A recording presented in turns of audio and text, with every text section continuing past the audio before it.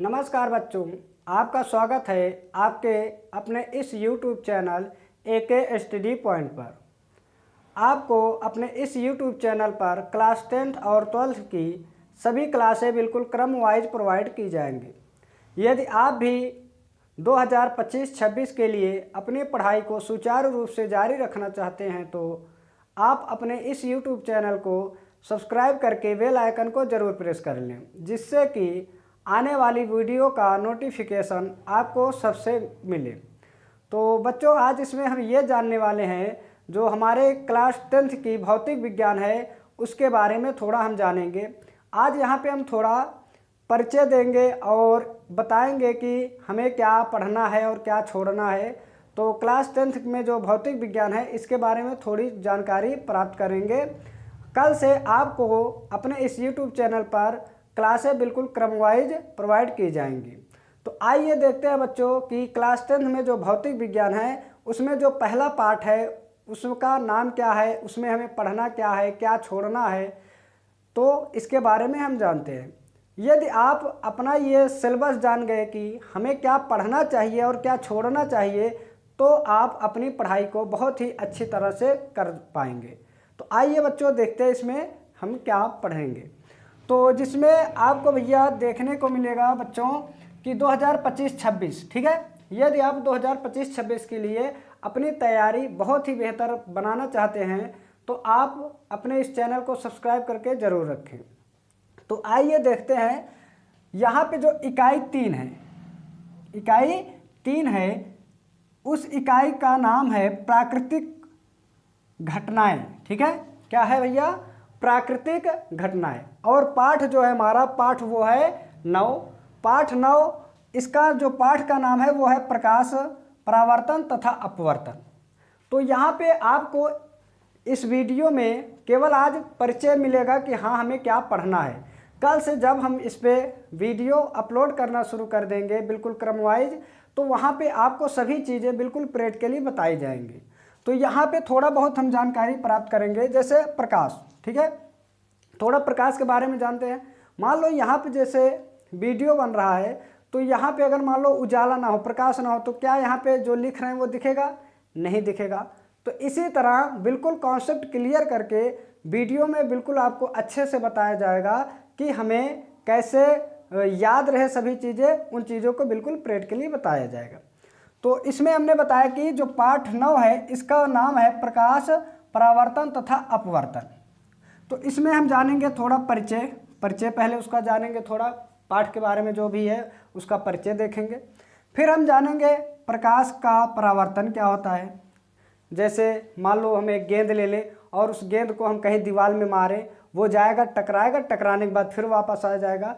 तो इसी तरह प्रकाश भी किसी चिकने या पालिशदार सतह से टकराता है तो टकरा के वापस आता है उसी माध्यम में। तो इसको क्या कहते हैं, कैसे क्या बोला जाता है, ये सभी आपको अच्छे से बताया जाएगा।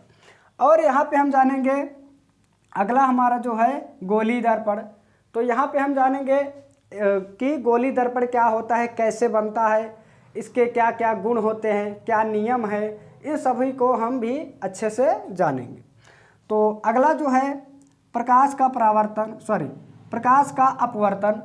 हम तो परावर्तन जान चुके हैं कि क्या होता है कैसे, और इसमें हम ये भी जानेंगे कि अपवर्तन किस में होता है और परावर्तन किस में होता है। जैसे मान लो दर्पण है तो उसमें परावर्तन होगा और लेंस है तो उसमें अपवर्तन होगा। ये सभी चीज़ें आपको बिल्कुल प्रैक्टिकली दिखाया जाएगा, समझाया जाएगा। तो अगला जो पाठ 10 है, पाठ जो 10 है, इस पाठ का नाम है मानव नेत्र तथा रंग बिरंगा संसार।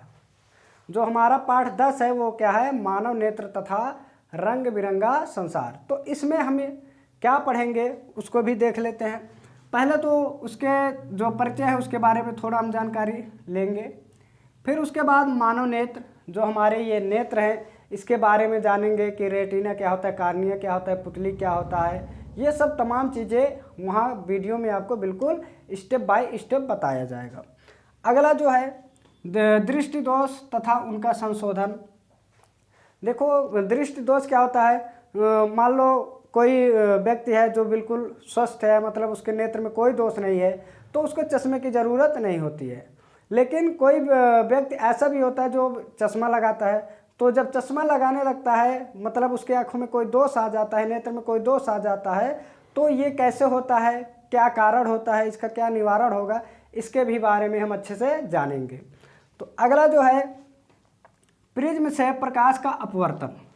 तो अब यहाँ पे हम जानेंगे कि पहले ही तो ये जानेंगे कि प्रिज्म होता क्या है, ठीक है। तो उसके बाद प्रिज्म से अपवर्तन कैसे होता है उसको जानेंगे।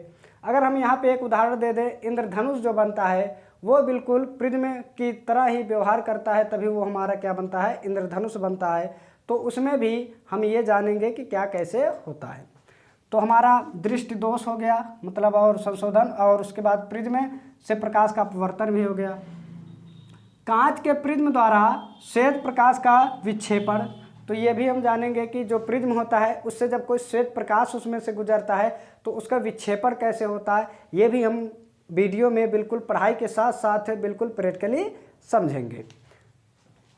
ये भी हो गया। उसके बाद वायुमंडलीय अपवर्तन क्या होता है।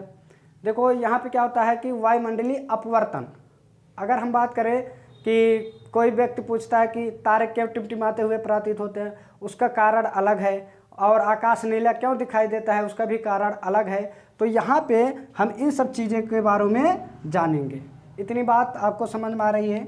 तो यहाँ पे हम आज बहुत ज़्यादा डिटेल में नहीं बात कर रहे हैं, सिर्फ आज हम ये बात कर रहे हैं कि हमें क्या पढ़ना है, ठीक है, और क्या हमें छोड़ना है। यदि हमें ये पता चल गया कि हमें पढ़ना क्या चाहिए तो हम अपनी पढ़ाई को बहुत ही अच्छी तरह से कर सकेंगे।